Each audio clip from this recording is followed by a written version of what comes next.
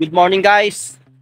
Nandito naman tayo sa ating palaging ginagawa, ang ating hanap buhay, ang pamamana. Inaasahan natin nangyari kahapon, naputol yung shop natin ng Maori, Kanlay. Hindi naman ganun kalakihan yung isda, kaso sinabit yung flapper sa bato tapos malakas humilaw yung pagkatira ko. Tapos biglang naputol dun sa unhan na shark fin niya. Kaya napaaga ang uwi namin at yung nahuli namin na isda is panggasolina lang, saka yung mga natirang isda pang ulam namin. So yun lang. Kahapon pinawelding ko yung shop na hindi maputol ulit. So babalikan namin yung spot ngayon. Doon ulit sa spot kung saan natin yung Maori. Medyo maganda kasi doon. So tara, samahan nyo kami sa aming dive ngayong araw na ito. So at nakarga na nga namin lahat ng gamit dito sa bangka, kaya let's go. So isang oras din yung biyahe papunta sa spot. Kasama pa rin natin dito si Bro Jonel, saka si Bro Alben, saka si Kuya Mike, yung bangkero namin.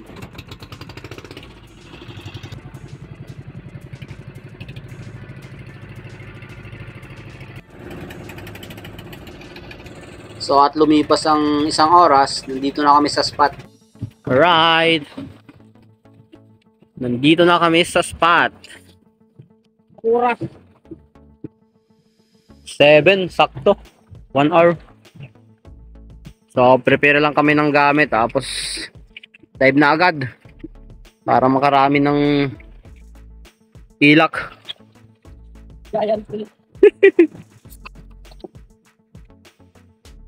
At eto, nakabihis na kaming lahat. So ako munang umuna na bumaba.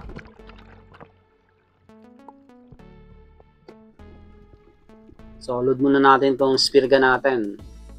At habang papunta tayo sa spot, eto nakakita kagad ako ng isang kanlay, kaso mailap. Kaya hayaan muna natin. So ito yung unang dive natin. Dito lang tayo sa mababaw na area. Dito natin na pana or dito na putol yung shop natin dito sa spot na to. Shoutout nga pala kay Ka Fishing, Rapi Bantilan, Family Pabro from Banton, Romblon, Ivan Chor from Banton, Ejel Mera Johnson, Jerome Gaso from Samar, Jasper TV, Reke Jimenez from Bicol, Albay, Danilo Adalim at Chods Prince Adalim from Santa Rosa, Nueva Ecija, Manungay Family from Mabinis, San Andres, Romblon. Maraming salamat po. At pagkapwesto natin dito, napansin ko na hindi kaagad natin nakita yung mga red bass saka tanlay. So nandito lang is yung mga slick unicorns, labahita or sojourn fish. Eto sila. Halos mga good size na rin to. Kaso hindi ito yung target natin. Kaya hayaan na lang natin sila.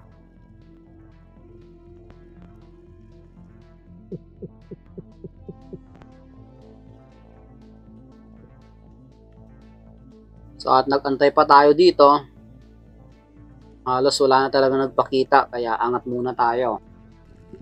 At dito sa dive na to, lumipat ako ng pwesto. Nakailang dive din tayo dun sa unang pwesto natin, kaso wala na talaga nagpapakita. Kaya nagtry akong lumipat. So kung mapapansin nyo to, dito na huli natin yung unang napakalaking Maori Sea First dito. Yung halos 10 kg on scale din.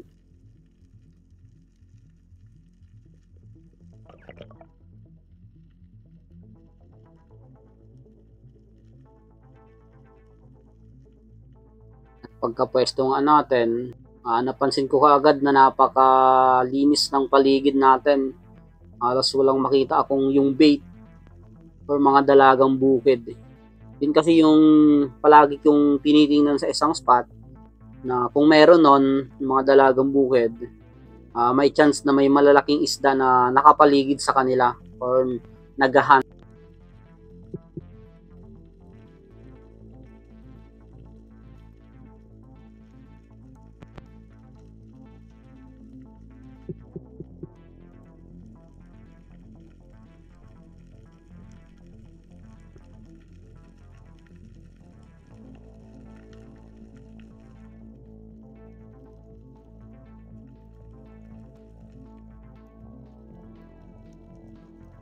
So at sa pag-antay natin dito, eto may dalawang good size na trevally. Kaya kunin natin itong isa.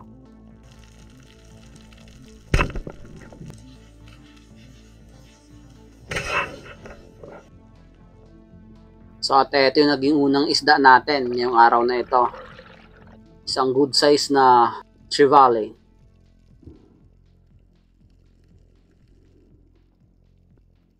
Nagkisid pa ako dito sa nahulihan natin ng trevally. May isang sweet lips kasi ako napansin. Sinisidan ko sa malalim. Kaso mailap pala. Tinry ko pang habulin. Pero hindi ko na hinabol dun sa malalim na part. Malalim na kasi to. Kaya angat muna tayo. So dito guys, naglipat kami ng pwesto na. Halos nag-isang hours din kami dun sa nahulihan ng trevallies ko. Kaso wala na talagang nagpapakita. Kaya naglipat kami ng spot. Kung saan, ito yung spot yung nakahuli tayo ng maraming red bass. At ito kung mapapansin nyo yung mga slick unicorn. Yung palaging nasa paligid natin pag nakapwesto na.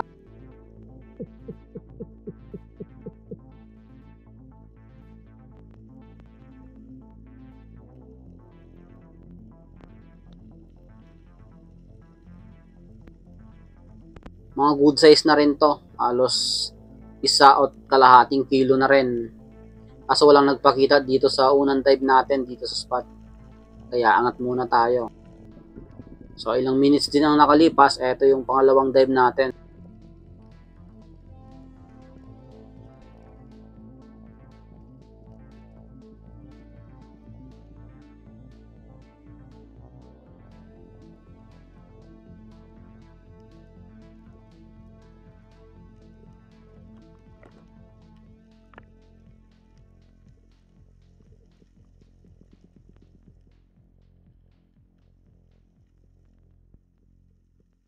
So, nandito pa rin yung mga slick unicorn.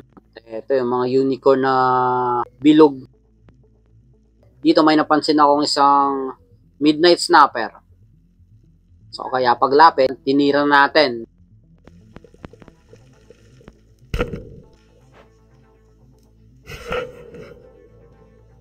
At ayun, spine shot natin. Hindi na nakagalaw.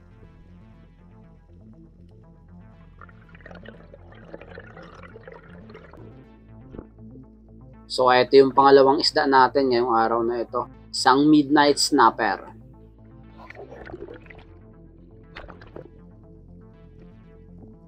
So, at ito yung pangatlong dive natin dito sa spot. At habang tumataas yung araw, napaklinaw na yung dagat. So, itong spot natin is nasa 9 to 13 meters lang siguro ang lalim.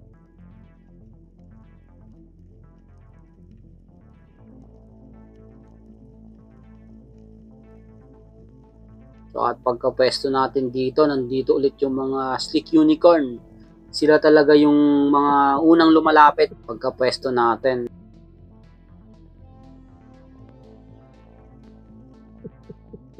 So at dito guys, may red bass nang nagpakita. Kaya pagka kuha natin ng range, tinira natin to.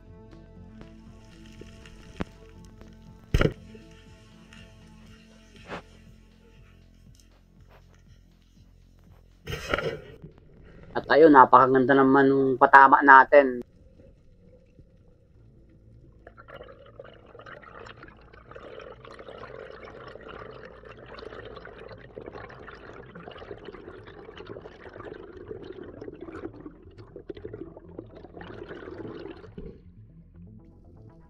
At eto, naging pangtatlong isda natin ngayong araw na ito.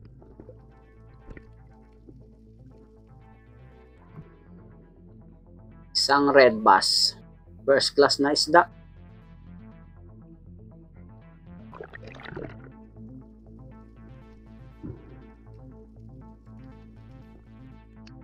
Eto, binigay ko muna sa bangkero natin yung isda natin. Kasi medyo mabigat na pag ilalagay pa natin sa bewang natin to.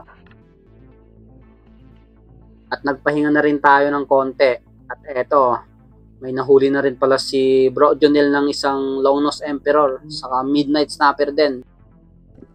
So pagkapahinga natin, balik agad tayo sa dive. So dito guys, paikot-ikot lang ako dito sa mga nahuhulihan ko ng spot. Halos nag-iiba lang ako ng pwesto para hindi masyadong mahalata ng isda. So ganun yung ginagawa ko. Lalo na pag nakakahuli or nabubulabog na sila, lumilipat ako ng pwesto.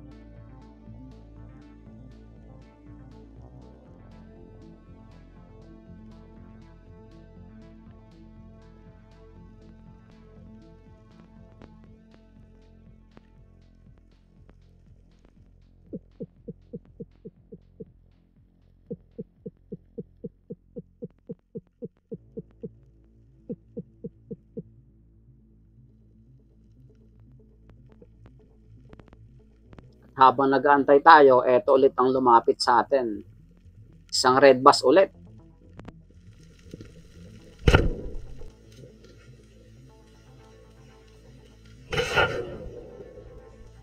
At dito na stone shot natin.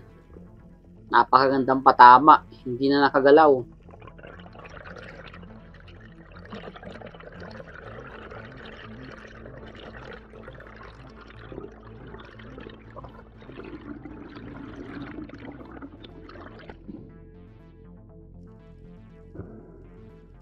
So ito yung pang-apat nating isda at pangalawang red bass. So napakaamo ang mga red bass dito sa Calayan Island. Napakaganda ng kulay.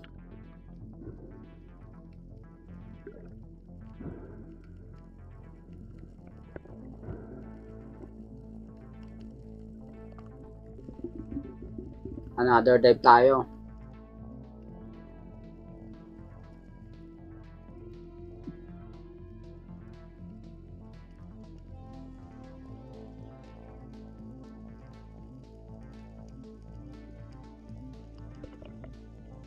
Ang napapansin ko dito sa Calayan Island, pag sa ilalim ng dagat is maraming crack yung bato, kaya siguro maraming midnight snapper saka mga red bass saka mga Maori shippers.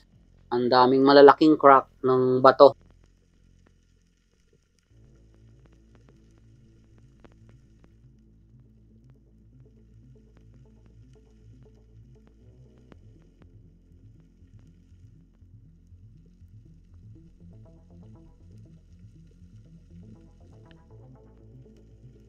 At eto, sana mayroon ta sanang lumapit kagad sa atin na ilak.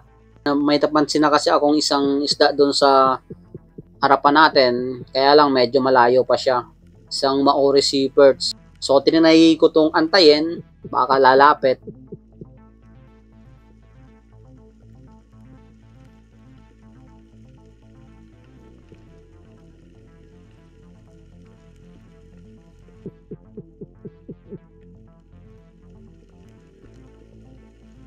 At eto nga, lumapit. Kaya pagka-close ng gap, tinira na natin.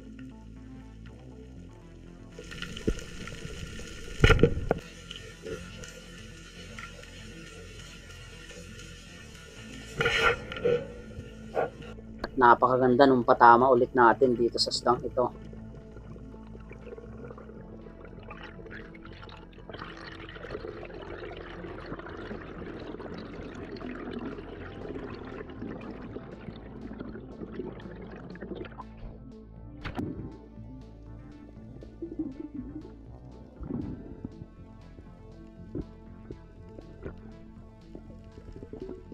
So ito na yung panglimang isda natin ngayong araw na ito.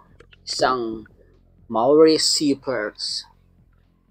7 kg on scale. Napakalaki.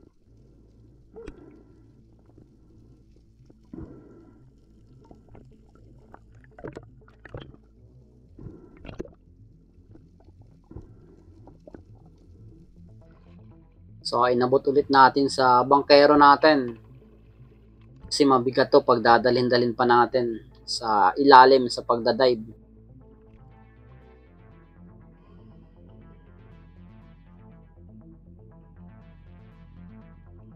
So at dito pala, paglapit din ni Jonel, ni Bro Jonel, may nahuli din siyang Shepherd's Maori. Ang laki din. Grabe.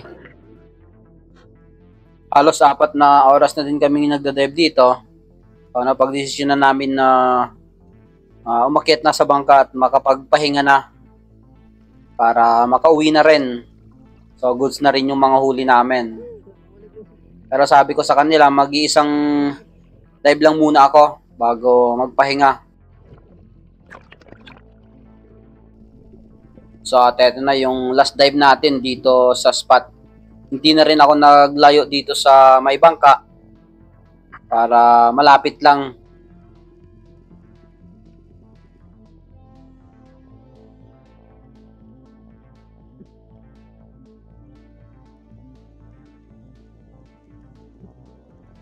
So at dito naisipan kong dito lang ako sa gilid ng bato.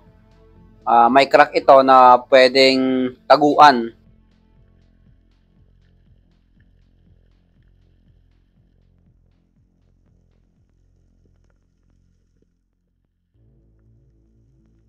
Hindi pa nga tayo nakakatagal sa ilalim. At eto, nandito na yung mga Big Eye Emperor. Napakadami nila. Eto, mga good size na rin to. So, sa bandang kanan natin, may nakita akong Longnose Emperor saka Red Bass. Kaso ang layo nung Longnose na dumaan. Pero itong Red Bass, napaka-curious. Kaya ang bilis lumapit. Kaya pagkakuha natin ng range sa kanya, tinira na natin to.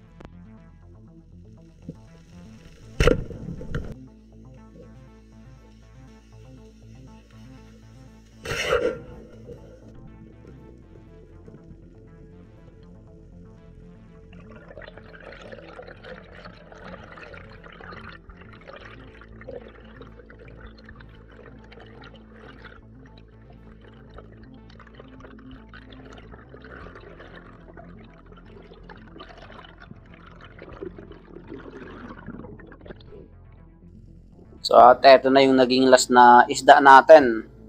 Nakapahabol pa tayo ng napakagandang isda. Isang Red Bass. At yung patama natin medyo na ibabaw. Muntik pang hindi tamaan.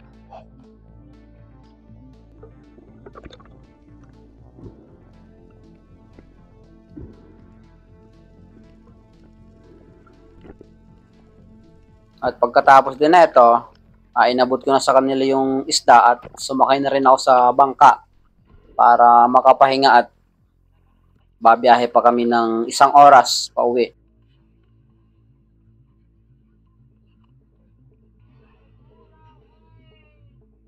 Ito na rin yung naging last dive ko dito sa Calayan Island. At least naging okay pa yung shop natin. Ahon ko sa bangka, nakahuli pa si Bro Alvin ng napakalaking Red Bass, saka si Bro Jonel ng isang Sweet Lips. Red Bass. Ito sa akin.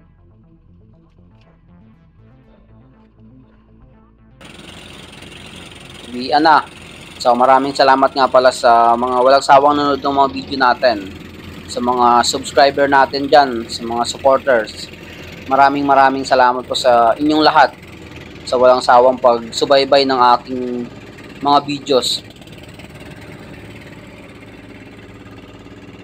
So at eto na rin yung naging last day ko dito sa Calayan. Kinaumagahan din, may biyahe papuntang Apari. Umuwi na rin kami. At maraming salamat sa mga nakilala ko dito sa Calayan Island. Especially kay Bro Jonel. Nung kami tumuloy sa bahay nila, kay Alvin. Maraming salamat sa inyo mga bro.